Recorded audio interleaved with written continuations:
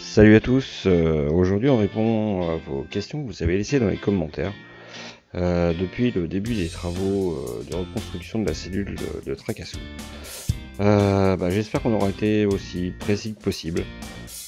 Bon, je vous laisse regarder ça. N'oubliez pas de vous abonner, le petit pouce si ça vous a plu, et la petite cloche pour avoir les nouvelles vidéos.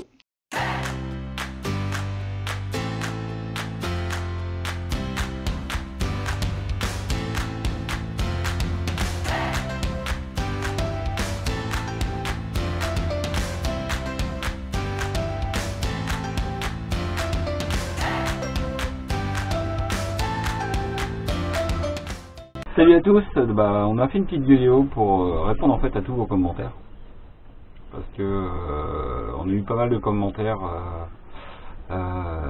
sur la rénovation du camping-car, enfin des camping-cars d'ailleurs. Donc on va essayer de vous répondre en étant le plus précis possible. Voilà. Déjà on vous remercie de nous suivre et enfin surtout de suivre Nico en fait. Et puis merci pour tous les commentaires que vous lui laissez.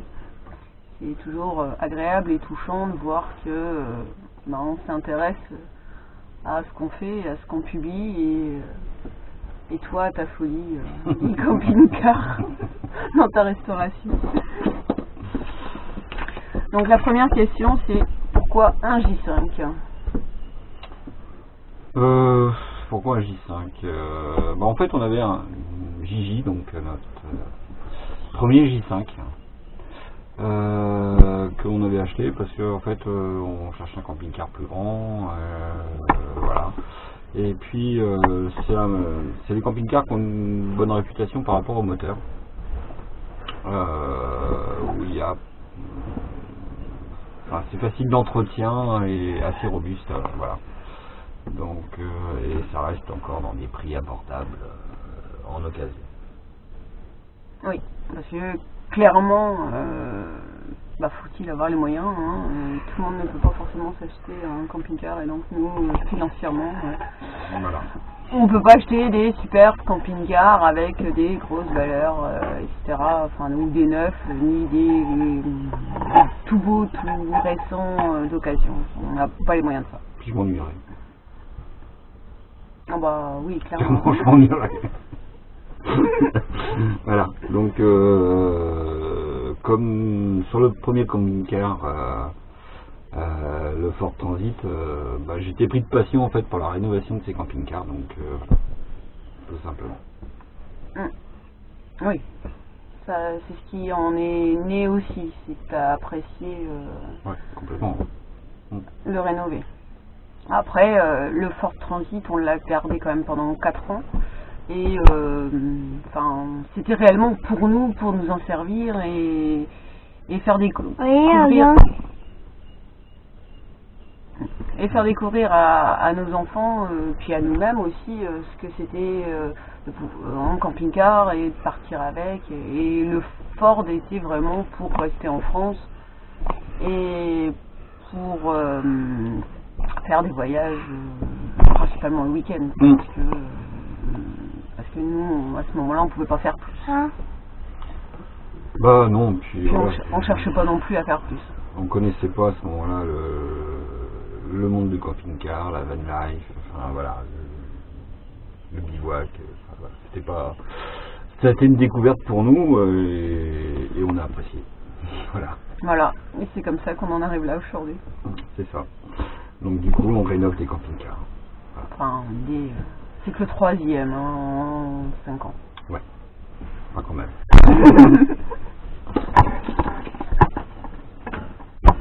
Donc, est-ce qu'on va le revendre? Mais comme je disais, le Ford, on l'a gardé 4 ans. Donc, ce Tracassou, on n'en est pas encore là. Pour le moment, on en est vraiment à y mettre notre patte. Ouais.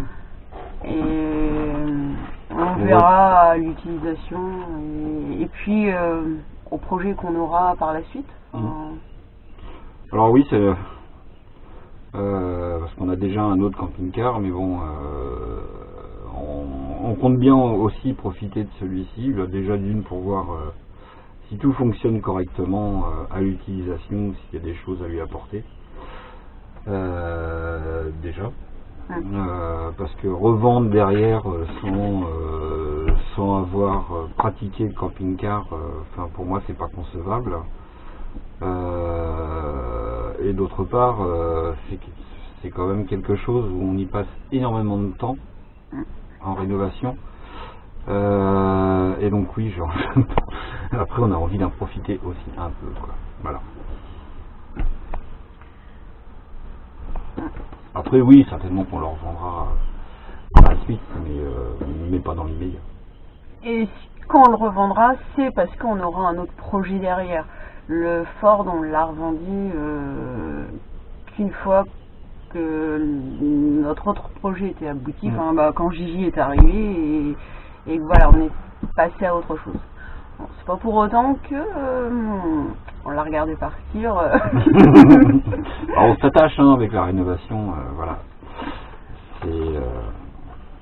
C'est un peu comme une maison, quand on a fait des travaux dedans, voilà, on s'attache. On s'attache au véhicule tout pareil, quoi. Ouais. Alors, après, si tu comptes ton temps, un boulot de dingue, ah oui, c'est vrai. Le souci, c'est que tu récupères pas ton travail si un jour tu le vends. Le nombre d'heures plus le matos. Oui, c'est vrai. Si on compte comme... on compte pas nos heures, non. Comme pour un électricien ou un garagiste, hormis les forfaits, car ils font des forfaits, si on compte au prorata de temps, non, là c'est clairement, faut pas faire ça pour se dire que ce soit rentable. Voilà, qu'on gagne sa vie et que c'est génial. Non, c'est avant tout une passion et ça reste une passion. Parce que oui, au prorata temps, c'est un rentable. C'est pas un business, modèle du tout. Après, on perd pas d'argent dessus. À la revente, on enlève notre temps, on perd pas d'argent dessus. Par rapport au matériel. Ouais. On rentre de nos frais, voilà, tout simplement. À peu près. Voilà.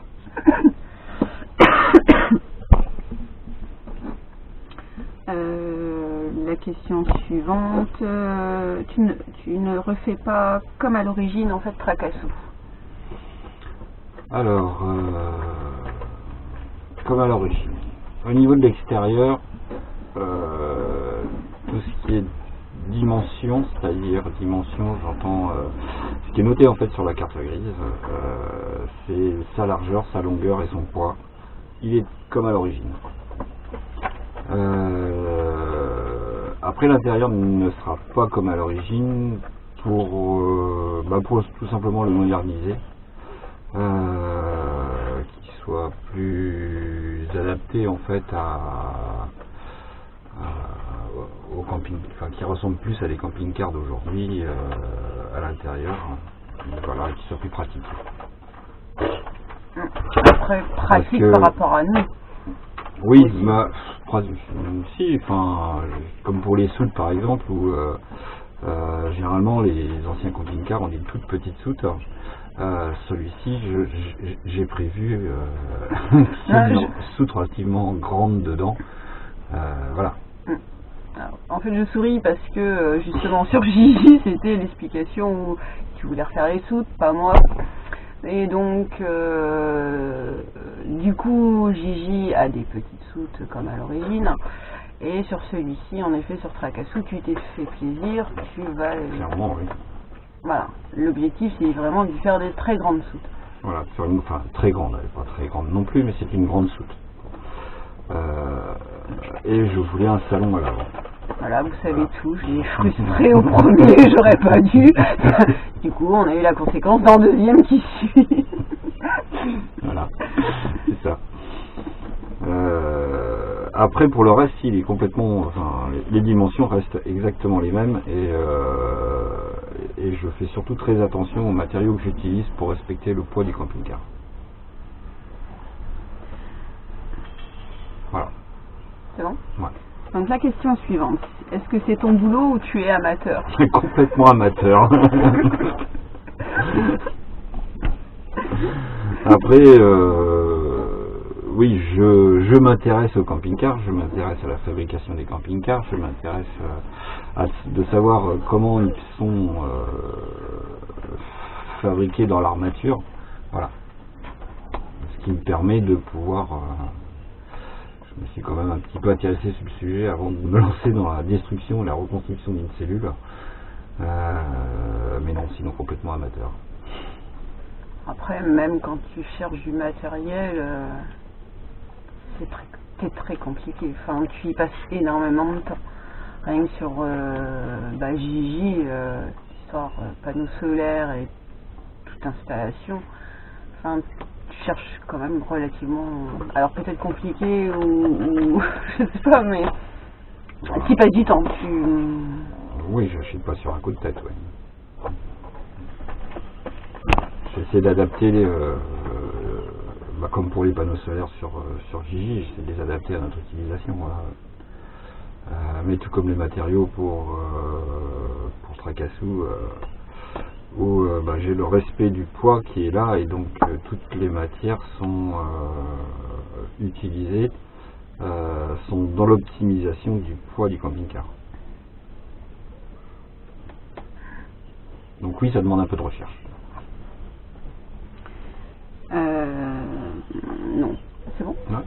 Non. La question suivante, c'est avec les vieux panneaux ou avec les nouveaux qui a été refait dans le Tracassou? Tu parles de la ligne? Ouais, les panneaux. Alors, pour les panneaux, oui, c'est vrai qu'on a eu pas mal de questions sur le sujet, ce que j'ai utilisé comme panneau. Alors, pour... Oui, les questions, ça tourne vraiment autour des panneaux, donc avec quel matériau pour refaire l'extérieur de la cellule et les panneaux du toit, c'est quoi, enfin, voilà. Alors, pour les côtés et le toit, c'est exactement les mêmes panneaux, en fait. C'est ce qu'on appelle du Dibond. Alors, je l'avais déjà mis dans une vidéo où j'en parlais déjà. C'est en fait, c'est un matériau, c'est tout fin, hein. Ça fait 5 mm en fait d'épaisseur. C'est hyper léger. Au milieu, il y a un PVC au milieu et 2 plaques d'aluminium qui sont collées de chaque côté. Voilà, donc c'est super résistant, il n'y a pas de... Voilà. Alors ça a l'avantage, moi j'ai privilégié ce type de produit en fait par rapport au pont thermique dans le camping-car, parce que du coup j'ai pas du tout de risque de pont thermique étant donné que le PVC qui est au milieu fait office d'isolant. Ce qui m'évite de devoir mettre du liège, mettons, derrière pour avoir justement évité le pont thermique. Voilà. Maintenant, j'ai la chance, on est artisan en fait, je peux avoir ce type de produit. Après, je sais pas, j'ai eu plusieurs fois des questions sur le sujet. Je sais pas si en tant que particulier c'est facile à avoir ou pas, j'ai pas eu ce souci, donc voilà.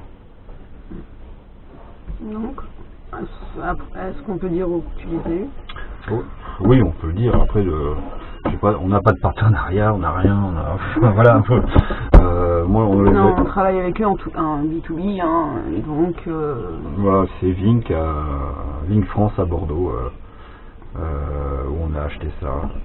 Voilà, c'est qui est un de nos fournisseurs et je trouvais le produit justement relativement simple d'application pour refaire les parois du camping-car, suffisamment épais, rigide et léger.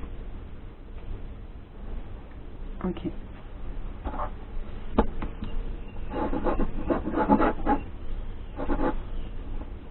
Alors on a eu aussi pas mal de retours sur les tasseaux. Donc comme quoi ils sont surpris sur la taille des tasseaux qui semblent être petits. Alors non. Les tasseaux ils sont pas petits, ils sont même plus gros qu'à l'origine en fait. Parce que les tasseaux que j'ai utilisés en fait c'est voilà, ça aussi. c'est du 38-40 d'épaisseur, alors qu'à l'origine dans un camping-car ils font à peu près 40-35 je crois, si même moi, enfin, il me semble bien que ça doit être ça. Voilà, donc ils sont même légèrement plus épais en fait qu'à l'origine. Après, la question sur le toit, ou si j'ose répondre sur le toit. Je vais te la poser. Est-ce que tu vas oser monter sur le toit? Oui, je vais oser monter sur le toit de Tracassou après. Parce que de toute façon, alors oui, ça peut paraître léger, mais ce qui fait la structure du toit d'un camping-car, c'est pas réellement les tasseaux, c'est en fait c'est un ensemble. C'est un bloc en fait. Une fois que les cloisons à l'intérieur sont remontées, une fois que les meubles à l'intérieur sont remontés, ça fait vraiment un bloc et il n'y a plus de soucis quoi pour monter sur le toit. Voilà. De toute façon, pour monter les panneaux solaires, je vais monter sur le toit. Donc au pire, ça fera une bonne vidéo gag.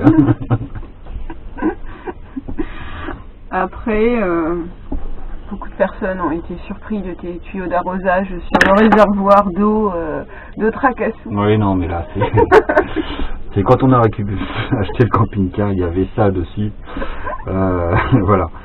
Mais ça va changer, on va pas laisser les tuyaux d'arrosage. Il y a bien d'autres choses sur le camping-car qu'on a découvert dedans. Mais voilà. Alors oui, c'est insolite. Nous aussi, on a été très surpris oui, on n'a pas de l'habitude. découvrir des tuyaux en tuyaux d'arrosage qui servaient comme ça.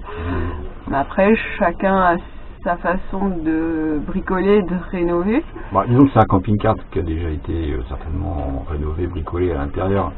Donc voilà, la personne avait trouvé certainement que le tarif du tuyau d'arrosage n'était pas excessif pour pouvoir tout passer en tuyau d'arrosage. Parce qu'il était partout comme ça en tuyau d'arrosage? Quasi, ouais. D'accord. Ouais. Bah ouais. Ok. Mais bon, chacun fait comme il veut. Hein. Après, non, ce sera changé. Voilà, donc c'est maintenant la question suivante. C'est est-ce que tu vas isoler tout le camping-car à la mousse expansive? J'ai eu peur, mais non. Pour les cloisons sur les côtés, j'ai bien peur que oui. Parce qu'il me faut normalement une polystyrène de 30 mm et j'arrive pas à en avoir avec notre confinement et le Covid. Et voilà. Donc j'ai réussi à avoir pour mon toit du 40 mm. Donc j'ai au moins le toit qui sera pas en mousse expansive. Par contre les cloisons, je pense que je vais être obligé de les faire en mousse expansive. Voilà. Et donc la dernière question par rapport à Tracassou, c'est est-ce que tu vas démonter le pare-brise de Tracassou? Non, je ne vais pas démonter le pare-brise de Tracassou parce que d'une, c'est une manipulation risquée, deux, j'ai pas besoin de le démonter étant donné qu'il n'y a aucune rouille dessous, donc je vais pas aller chercher la rouille là où il n'y en a pas. J'ai déjà fait des découvertes dessus de 2-3 endroits qu'il faut que comme j'avais mis sur une vidéo, au niveau du capot, il y a des trous sur les côtés, donc voilà, ça je vais certainement remettre une petite plaque ressoudée et repasser d'un coup d'après anti-rouille pour que les choses soient propres, mais voilà. Donc non, le pare-brise, je vais pas y toucher. Voilà. Et donc maintenant on va passer à Gigi en question. Et donc Gigi, c'était pour le toit, vous avez mis quoi pour qu'il soit étanche? Alors sur le toit de Gigi, il a été repeint au gel coat. Le gel coat, c'est une sorte de peinture à base de résine. D'ailleurs, le gel coat sert aussi aujourd'hui à la fabrication des cloisons des nouveaux camping-cars. C'est avec ça qu'ils fabriquent les cloisons, enfin la partie extérieure de la cloison. Donc c'est justement créer cette étanchéité. Donc voilà, c'est ce que j'ai utilisé sur le toit de Gigi. Il est complètement refait au gel coat. D'accord. Et le toit de... Alors ça c'est la mienne, c'est ma question à moi, mais... Et par rapport à tonton, enfin, donc le Ford? Le Ford, c'était un peu différent. Je connaissais pas à l'époque le jet de côte. En même temps, en faisant des camping-cars, on apprend, on découvre. Et donc sur le Ford, j'avais mis directement la fibre de verre avec de la résine que j'avais appliquée complètement sur tout le toit et sur tous les angles. Parce que sur un camping-car, voilà, l'endroit où l'eau arrive, c'est sur les angles, à la jonction en fait des deux panneaux, hein, voilà, c'est le pire des endroits, et au niveau des points de fixation des galeries. Donc comme il était bien attaqué de ce côté-là, lui je lui avais carrément passé la fibre de verre et à la résine. Okay. Et donc, la dernière question par rapport à Gigi, c'est avez-vous d'autres vidéos de la restauration, étape par étape, de Gigi? Eh ben non, on n'en a pas d'autres. J'étais dans ma restauration et j'étais pas dans comme Tracassou où j'essaie de partager avec vous sa rénovation et au mieux si j'arrive même à vous faire participer à cette rénovation, c'est encore mieux. Gigi, non, il n'y a pas eu. Voilà. On n'y pensait pas. On est oui, je sais pas. C'est grâce à vous en fait, hein, à vos demandes, de nous demander de le voir travailler. Donc voilà. Que suite à ça, celui-ci, voilà, on fait davantage de vidéos dessus, on essaie de. Il avance en même temps que les vidéos en fait. Voilà, on essaie de. C'est pas toujours simple, mais. On a peut-être une ou deux vidéos de retard par rapport à son avancement, mais voilà, on est quasiment dedans. Ouais, c'est ça. Après, il y a peut-être des moments où il y aura des blancs parce qu'il y a des travaux qui demandent plus de temps. Et c'est pas forcément. Enfin, on peut pas filmer des heures et des heures de travaux. Enfin, identiques, quoi. Voilà. Donc, il faut que ce soit aussi un minimum intéressant pour vous. Donc, il y aura peut-être des périodes où il y a peut-être des blancs ou des vidéos qui sortiront. Pas tout de suite, mais bon, ça dépend de l'avancement des travaux, comment ça va se passer, voilà. Ok. Bon, on espère avoir répondu à toutes vos questions. Si vous en avez d'autres, n'hésitez pas à nous les remettre en commentaire. Nico fera un plaisir de vous répondre. On essaye, voilà. Voilà, en direct immédiatement, puis après, quand on en a suffisamment, on essaye de refaire une vidéo pour répondre et on fera quand même régulièrement pour pas être trop débordé par les questions. Ouais. Voilà. Voilà. Donc on vous remercie vraiment de l'intérêt que vous nous portez, de votre bienveillance. J'ai été surprise dans l'ensemble des bons retours, de la gentillesse de tout le monde. Donc je tiens quand même à vous remercier. C'est sympa d'avoir des retours aussi agréables. Non, c'est vrai, dans l'ensemble, ouais, on a vraiment des gens super sympas qui nous contactent. Vraiment super. Voilà. Bon, voilà, on a fini notre petite speech sur les commentaires. On va vous dire une prochaine fois, voilà, à la suite de nos travaux. Si les vidéos vous plaisent, vous pouvez toujours vous abonner. N'oubliez pas la petite cloche pour avoir les nouvelles vidéos qui vont sortir. Et puis le petit pouce, c'est toujours le bienvenu, ça fait plaisir.